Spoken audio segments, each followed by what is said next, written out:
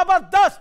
कांग्रेस 125 की ओर है, बीजेपी अब 70 से नीचे। बीजेपी पहले 75 को स्ट्रगल कर रही थी, चुनावी विश्लेषक ताली बजा रहे हैं यहां पर। बीजेपी पहले 75 को स्ट्रगल कर रही थी, अब 70 के लिए स्ट्रगल कर रही है, और 55 से 56 सीटों का गैप। सुधांशु त्रिवेदी बीजेपी के वरिष्ठ नेता, प्रवक्ता, राज्यसभा सांसद मेरे साथ इस समय जुड़े। सुधांशु जी, क्या से क्या हो गया? स्थिति बहुत खराब हो गई। 70 से नीचे बीजेपी कर्नाटक के अंदर। बीजेपी की इंटरनल लड़ाई ने बीजेपी को मार डाला गुजरात कर्नाटक के अंदर। चुनावी लड़ाई के अंदर सीधी लड़ाई में कांग्रेस जीतती हुई दिख रही है, और छोटी मोटी जीत नहीं है, धमाकेदार जीत है ये, बाजे गाजे के साथ जीत है ये। देखिए, इस समय जो चुनाव परिणाम दिख रहे हैं, और यही चुनाव परिणाम आते हैं तो निश्चित रूप से सारे परिणाम आने के बाद हम लोग स्थितियों का सम्यक विश्लेषण करेंगे, क्योंकि अगर कोई भी घटना होती है तो उसका कोई एक कारण नहीं होता है, उसके कई कारण होते हैं, उसकी कई पृष्ठभूमि होती है। तो सभी कारणों और पृष्ठभूमियों का विवेचन करके हम आगे की रणनीति तय करेंगे। जो अभी बासवराज बोम्मई जी ने कहा भी है, अपनी जो बाइट दी है उसमें, कि हम इन चीजों को एक बार एनालाइज करेंगे और फिर लोकसभा के लिए क्या करना है उसमें करेंगे। परंतु एक बात और स्पष्ट है कि भारतीय जनता पार्टी का वोट नहीं घटा है, कांग्रेस के वोट में बढ़ोतरी हुई है और जेडीएस और अन्य पार्टियों के वोट में कमी आई। उदाहरण के लिए एक और पक्ष है जिस तरफ लोगों का ध्यान नहीं गया, कि जो नई नवेली राष्ट्रीय पार्टी बनी है वो भी तो 200 से अधिक सीटों पर चुनाव लड़ी थी। वो क्या स्थिति रही है? इसका अर्थ ये हुआ कि अब हमें यह रणनीति देखनी होगी कि अपना वोट बढ़ने के साथ साथ बाकी वोट जो कंसोलिडेट हो रहा, और वो किसका कंसोलिडेट हुआ, वो सब विषय हम लोग विचार करेंगे, आगे होगा। परंतु इन चुनावों के परिणाम का मैं एक जरूर कहना चाहता हूं, जो आपने इंटरनल लड़ाई की बात कही, पर अगर जो समाचार आ रहे हैं कि कांग्रेस इतनी बड़ी दिखती हुई जीत के बाद उनके विधायक रिजॉर्ट में लाकर रखे जा रहे हैं, तो अब ये इंटरनल लड़ाई है या इंटरनल गले मिलाई है? मुझे लगता है कि उनके अंदर जो भय है, जो समस्या है, वो अंदरूनी ज्यादा है। तीसरा पॉइंट मैं कहना चाहूंगा कि कांग्रेस, एक मिनट, एक लाइन और कह दूं, एक लाइन नंबर के आधार पे कह रहा हूं। देखिए, आप कांग्रेस से पूछना चाहूंगा कि जो बड़े गर्व से कहते थे डेमोक्रेसी इस देश में जिंदा नहीं है जी, डेमोक्रेटिक इंस्टीट्यूशंस पे भरोसा नहीं है, ईवीएम पे भरोसा नहीं है, तो मैं पूछना चाहता हूं चुनाव आयोग पे भरोसा है या नहीं? ये अच्छा सवाल है। पे भरोसा है या ये नहीं? अच्छा सवाल है। और कल आपको लगा कि सर्वोच्च न्यायालय का जो निर्णय आया, भरोसा है कि नहीं? मान्यवर, अपनी राजनीतिक हार को या जीत को जस्टिफाई करने के लिए देश के संस्थानों के ऊपर और देश की गरिमा के ऊपर आघात करने से बचना चाहिए। वरना मैं पूछना चाहता हूं, 1 महीने पहले का तो बयान है राहुल गांधी जी का, आज क्या है देश में? क्या मानती है कौन? अबे दुबे, डेमोक्रेसी है या डेमोक्रेसी नहीं है? इलेक्शन कमीशन पर आपने इतने सवाल उठाए। जनता वोट देगी तो इलेक्शन कमीशन बीजेपी को थोड़ी जिता देगी। आपको जिता रही है तो आप ही को जिता रही है। आज दिल्ली में उन्होंने अरविंद केजरीवाल को जितवाया तो अरविंद केजरीवाल को जितवाया, पंजाब में आम आदमी पार्टी को जितवाया तो आम आदमी पार्टी को जितवाया। जो जनता जितवा रही है तो उसका जवाब आप बाकी लोगों पे नहीं डाल सकते ना। आज जनता आपको जिता रही है, कर्नाटक के अंदर आपको जिता रही है, यूपी के अंदर निकाय इलेक्शन के अंदर बीजेपी को जिता रही है, पंजाब के अंदर आम आदमी पार्टी को जिता रही है। तो आपको आज रियलाइज नहीं होता कि आपने जो इलेक्शन कमीशन पे बोला, जो ईवीएम पे बोला, वो कितना हानिकारक रहा और एम्बैरेसमेंट का कारण बन जाता है फिर वो आगे जाकर।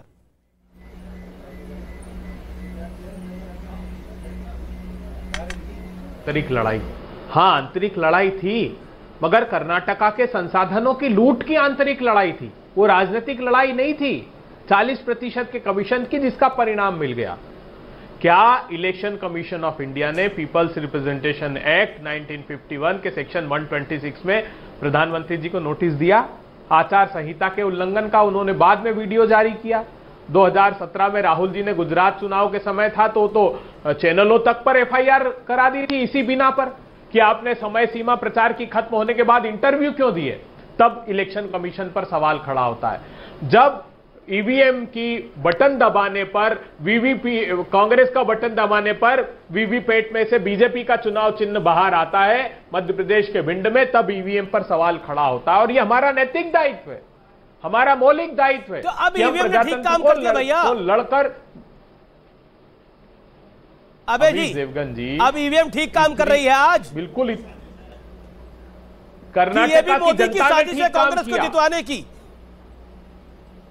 अरे साहब, उन्होंने, प्रधानमंत्री जी ने तो 19 रैली, 6 रोड शो और 1 साल पहले से लगे थे, लेकिन उनका दुखड़ा और मुखड़ा स्वीकार नहीं हुआ कर्नाटक में। कर्नाटक की जनता ने साफ बता दिया। वहां कौन था? बसवराज बोम्मई जी के चेहरे पर चुनाव ही नहीं लड़ा इन्होंने तो प्रधानमंत्री जी के चेहरे पर चुनाव लड़ा। खुद प्रधानमंत्री जी ने कहा जब समय था प्रधानमंत्री जी को कि अपने कार्यकर्ता खुद आत्महत्या कर ली उन्होंने, ये कहकर कि हमारी सरकार हमसे 40% कमीशन मांग रही है। सुधांशु जवाब, उससे बात करने की अपेक्षा जिस मंत्री पर आरोप था विश्वरप्पा, उससे बात की प्रधानमंत्री ने।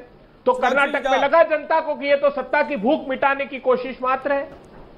सुधांशु जवाब। मान्यवर, मैं अभय जी कहना चाहूंगा, आप पढ़े लिखे विद्वान प्रवक्ता हैं। आज तो कम से कम राहुल गांधी से कहिए कि क्षमा मांग लें कि major part of democracy in India has vanished and the defenders of democracy जिनके आगे जाके गुहार लगाई थी, कम से कम आज कह दें। आज आप साफ साफ कहने से हिचक क्यों रहे हैं? कहां चुनाव आयोग, ईवीएम, सबने एक सही काम किया है और जनता का जनादेश जो होता है वही रिफ्लेक्ट होता है। कोर्ट में कल आपने अपने हिसाब से इंटरप्रिटेशन किया बहुत सारी चीजों का, महाराष्ट्र से लेकर दिल्ली तक के जजमेंट का, तब आपको लगा कि कोर्ट सही है, और जब आपके प्रतिकूल हो जाए तो कोर्ट गलत है। मतलब राहुल गांधी जी को के ऊपर सजा हो जाए तो कोर्ट गलत है, पवन खेड़ा जी को छूट मिल जाए तो कोर्ट सही है। मेरे विचार से सबसे पुरानी पार्टी के लिए आज यह एक मौका है कि वो ईमानदारी से भारत के लोकतांत्रिक संस्थानों के बारे में एक ईमानदार और निष्पक्ष राय रखे और ये कहे कि हाँ, हम आगे से कभी राजनीतिक पूर्वाग्रह से ग्रस्त होकर नहीं करेंगे। जेडीएस के प्रवक्ता अमित जी, एक 10 सेकंड दीजिए सर। जी 10 सेकंड, अभी तो 10 सेकंड जी। देखिए, आज कर्नाटक के निर्णय ने बहुत बड़ा निर्णय एक और दिया है। कैसे भारतीय जनता पार्टी को डिस्क्वालीफाई कर दिया। अगर वो राहुल जी को अनैतिक तरीके से डिस्क्वालीफाई करेंगे, उनकी संसदी से, उनके घर से अगर बेदखल करेंगे, तो कर्नाटका ने दक्षिण के द्वार से आपको बेदखल कर दिया। और जब जब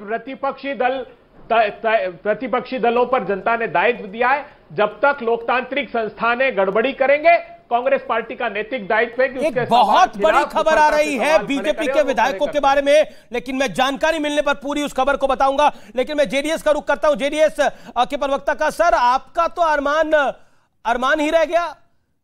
कांग्रेस अगर 100 होती, बीजेपी अगर 95 होती तो खेल आपका तब शुरू होता, लेकिन खेल तो शुरू होने से पहले कांग्रेस ने प्रचंड बहुमत के साथ समाप्त कर दिया।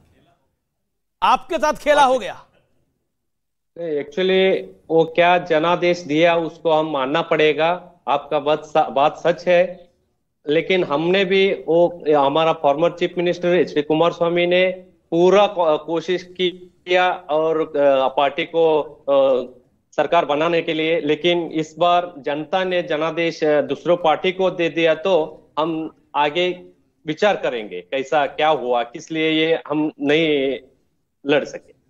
जी, आप एक अच्छी बात बोल रहे हैं कि जनता ने जनादेश कांग्रेस पार्टी को दिया है। बीजेपी भी कह रही है जनता ने जनादेश कांग्रेस पार्टी को दिया है। सुधांशु त्रिवेदी, आप यूपी से आते हैं। यूपी में निकाय चुनावों में बीजेपी की बड़ी जीत बोल रही है, आपको उसकी बधाई। कर्नाटक में आप जीत रहे हैं, कांग्रेस पार्टी को प्रचंड जीत मिल रही है, आपको उसकी बधाई। लेकिन एक चीज महत्वपूर्ण है, सुधांशु त्रिवेदी, इसका जवाब आप दीजिएगा। क्या आपको लगता नहीं है एक सेटबैक बीजेपी के लिए, अगर बीजेपी 70 सीटों के लिए भी स्ट्रगल कर रही है? यानी मतलब गैप बड़ा है, 50 से ज्यादा सीटों का गैप है। देखिए, मैंने कहा कि हमारे लिए ये चुनावों के परिणाम, हम इसका पूरा विश्लेषण करेंगे और फिर तय करेंगे कि कहां पर चूक हुई और कहां पर हमें लगा कि हमें भविष्य में सुधार करने की आवश्यकता है। परंतु अभी अभय जी जो कह रहे थे कि दक्षिण का द्वार बंद कर दिया कांग्रेस भारतीय जनता पार्टी के लिए, तो मैं पूछ रहा हूं कल तक, यानी 12 मई 2023 तक दक्षिण के कितने राज्यों में कांग्रेस की सरकार थी? तमिलनाडु में, केरल में, तेलंगाना में, आंध्र में, कहां थी? आप तो दक्षिण में कहीं थे ही नहीं, हम तो एक जगह थे।